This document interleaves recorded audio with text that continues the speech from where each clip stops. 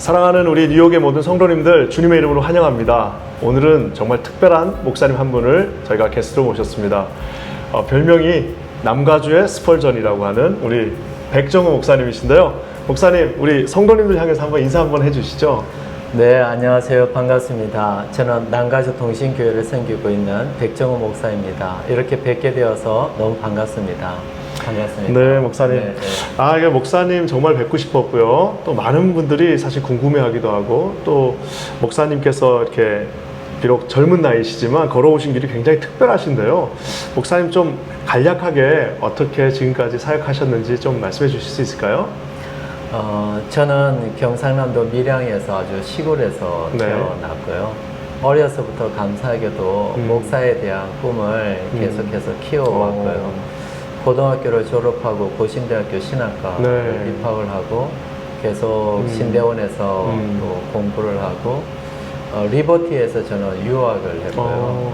그런 다음 지금은 남가주 동신교회에서 네. 지금 8년째 예, 담임 예. 목회를 하고 있습니다. 예. 참, 목사님, 이 사실 동신교회가 지금은 이제 우리가 사실 뉴욕까지 소문이 나서 다 알고 있지만, 목사님 처음 부임하셨을 때는 사실 조금 어려운 상황이었다고는 들었습니다. 어떻게 그 어려운 분들을 이렇게 잘 극복하셨는지요? 그 상황도 좀 얘기해 주시고 하실 수 있을까요? 8년 전 남가주 동신교회는 90% 이상의 성도님들이 70대로 90%가 70대라고요? 예. 와. 주일 출석 성도는 한 400여 명 정도가 되었는데요. 와. 교회를 새롭게 이전을 한 상태에서 약 1,000만 불 가량의 빚이 있는 빚까지요? 교회였는데요. 근데 오히려 그런 어려움들이 저희들로 하여금 하나님께 더 가까이 나아가게 하는 계기가 되었던 것 같아요. 상황이 좋지 않았기 때문에 모두가 예수 그리스도에게 오히려 더 집중할 수 있는 그런 계기가 되었고, 저희 교회 표가 Not I but Christ인데 오히려 그런 상황이 어쩔 수 없이 Not I but Christ를 가능하게 하는 그런 시간들이었지 않나 생각이 듭니다. 돌이켜보면 정말 하나님의 은혜였던 것 같아요. 목사님, 제가 저도 이제 들은 이야기지만, 목사님이 처음 부임하시면서 자녀들이 거의 없었다고 제가 들었습니다. 자녀들이 거의 없는 상태에서 남들이 상상할 수 없는 결정들을 하셨다고 제가 들었는데, 그것 좀 얘기를 해주실 수 있을까요? 저희 교회가 이제 빚이 많은 교회였음에도 불구하고 참 감사하게도 우리 교회 1세대 어르신들께서 다음 세대에 대한 마음이 분명히 있었던 것 같아요.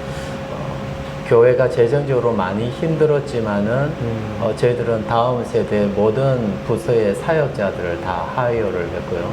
그리고 교회 그 어디보다 제일 먼저 교육관을 리모델링을 하는 것을 지금 빚이 있는 상태에서도요? 네, 리모델링을 먼저 했고요. 근데 이런 하드웨어적인 부분뿐만 아니라 더 중요한 것은 마음을 모아서 다음 세대의 온 교인들이 소망을 두었던 것이 오히려 더 큰 부분이 아니었나 생각이 듭니다.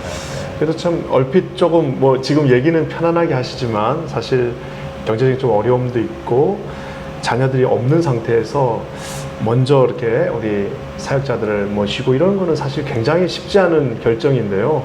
목사님께서 그런 결정을 또 내릴 수 있었던 어떤 그런 동기나 배경이 있으셨나요? 많은 경우 자녀들의 숫자가 어느 정도 확보가 되어지면 사역자를 구하자라는 보통 것이 그렇게 하죠. 일반적인 방식인데, 그런 방식으로 접근을 하면은 저는 다음 세대는 쉽지 않을 거라고 생각해요. 오히려 먼저 좋은 사역자들을 우리가 모실 수 있으면은 아마 우리가 원하는 모습으로 다가갈 것이다. 그래서 순서를 좀 바꿔보자. 먼저 모시고 사람들이 올 수 있도록. 저는 그게 성경적이고 그게 맞다라는 생각이 들고, 감사하게도 우리 교회 모든 리더들도 그런 마음에 같이 마음을 모아 주셨어요. 그래서 처음에는 유년부 아이들이 한 4명, 초등부가 5명 정도밖에 되지 않았는데도 각각 부서의 전도사님들이 오셨고, 그 전도사님들이 그 한 영혼 한 영혼을 너무 소중하게 여겨줬고 또 그와 같은 것들이 또 지역사회에 선한 영향력을 또 불러일으켰던 것 같고 생각보다 너무 많은 분들이 또 함께 해주셨던 것 같아요. 그렇군요. 뭐 우리 사실 백정우 목사님 하면 사실 이제 이 미주나 우리 이민교회에서는 좀 베일에 쌓인 설교자 어떤 면에서는 왜냐하면 아마 목사님의 어떤 특별한 설교의 어떤 형태이실 텐데요. 사실 저희도 굉장히 그 부분에 대해서는 이제 놀라는데 우리 백 목사님 이제 원고 없이 그래서 처음에는 그냥 하시는 건가라는 생각을 할 정도로 하셨는데 목사님 어떤 그 설교에 대한 철학과 좀 그 원칙들을 좀 이 자리에서 좀 나눠주시면 어떨까요? 아직까지 많이 부족하고 지금도 계속해서 이 부분은 고민을 하고 또 기도하고 있는 부분인데요. 저에게 있어서 설교는 저의 목회 사역에 있어서 가장 중요하고 어쩌면 전부라고도 말할 수 있는 사역인 것 같아요. 저 같은 경우는 성도님들이 한 주간 한 주간 말씀을 어떻게 하면 살아갈 수 있을까라는 고민이 너무 큰 고민이고요. 이를 위해서는 말씀을 전하는 저 자신부터 어떻게 하면 말씀을 더 바르게 온전하게 잘 전할 수 있을까, 사실 이 고민이 많은 거죠. 제가 설교 원고를 외워서 하는 까닭은 이게 몹시 힘들고 어려운 일이긴 하지만은 사실 성도님들에게 이 하나의 무언의 질문을 드리는 것이죠. 사랑하는 성도 여러분, 저는 난가지 동신교회 담임 목사 설교자로서 오늘 이 예배, 이 말씀을 준비하기 위해서 이렇게까지 애쓰고 노력하였습니다. 그리고 오늘 이 말씀을 선포합니다. 사랑하는 성도 여러분, 여러분은 오늘 이 예배의 자리에 선포되어지는 이 말씀을 듣기 위해서 얼마나 사모하고 기도하며 이 자리에 왔습니까? 사실 이 질문 하나를 드리기 위함이죠. 저는 이런 얘기를 많이 들었습니다. 주일 예배를 잘 드렸지만은 축도가 끝난 이후에 설교의 상당량을 기억하지 못하고 집에 가서는 설교 제목과 본문도 기억이 나지 않고 그러면 한번 생각을 해보게 되는 것이죠. 이렇게 주일 예배를 드렸지만 말씀을 기억하지 못하면 어떻게 주중에 말씀대로 살아가지? 그건 불가능한 거죠. 그렇네요. 그럼 왜 성도님들이 말씀을 기억을 하지 못할까?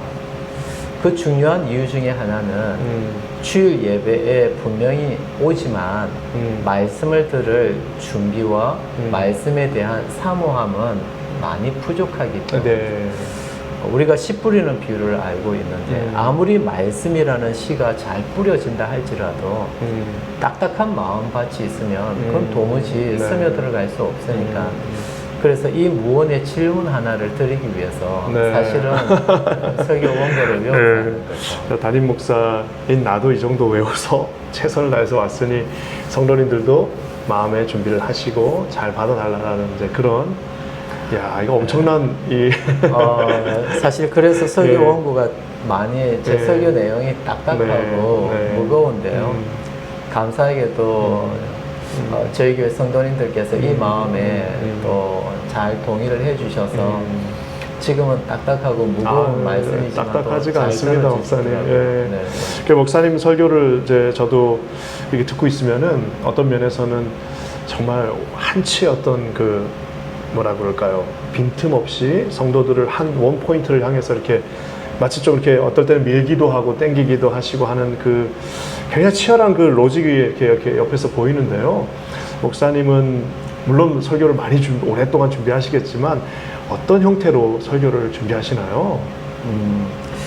성도님들의 삶이 치열하기 때문에 말씀도 굉장히 치열해야 될 것 같고 저 같은 경우는 우리 난가지 동신교회 성도님들은 같은 말씀 공동체이기 때문에 네. 매 주일마다 하나의 포인트를 가지고 그 말씀을 주일날 선포를 하고 그 말씀의 한 포인트를 모든 성도님들이 동일하게 딱 간직하고 그 말씀 하나를 가지고 일주일 동안 살아가는 그런 말씀 공동체를 예. 꿈꾸고 있기 때문에 예. 사실 저는 주일날 많은 것을 이야기하기보다는 이번 주일은 우리 이렇게 한번 살아가 봅시다. 예.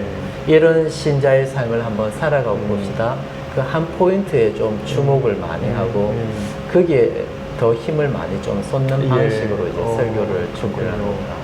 아, 참 목사님 놀랍습니다. 그리고 그 어려웠던 교회가 이제 이렇게 어떻게 보면 이 남가주 일대에서 이렇게 참 선한 영향력, 또 젊은 모든 가족들 중심의 어떤 교회로 이렇게 말 그대로 트랜스포가 됐는데요. 목사님 앞으로 이제 아직도 젊으시기 때문에 갈 길이 먼신데 앞으로의 어떤 사역은 어디에 중점을 두실 예정인가요?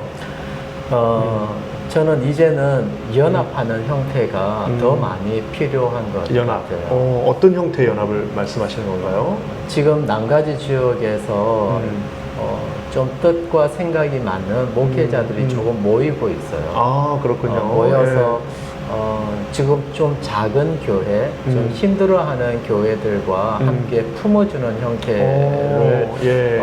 그런 식으로 어떻게 우리가 연합을 할 수 있을까 네. 지금 계속 고민을 하고 있거든요. 예. 그래서 저희들은 아마 내년부터 네.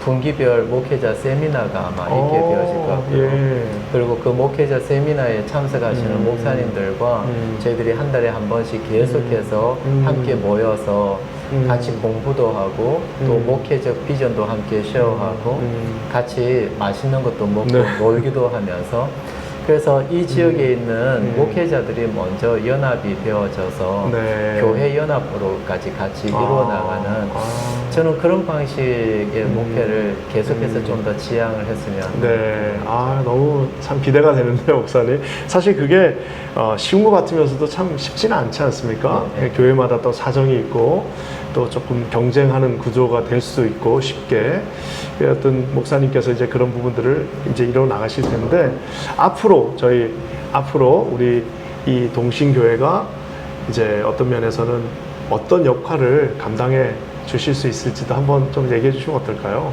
저는 철저하게 좀 나누고 섬기는 영역으로 이제는 우리가 가야 되겠다라는 생각이 들고 나눔과 섬김의 영역으로 간다 그럴 때 저들의 니드가 무엇인지를 좀 분명하게 알면 좋겠다라는 네. 생각이 드는데요.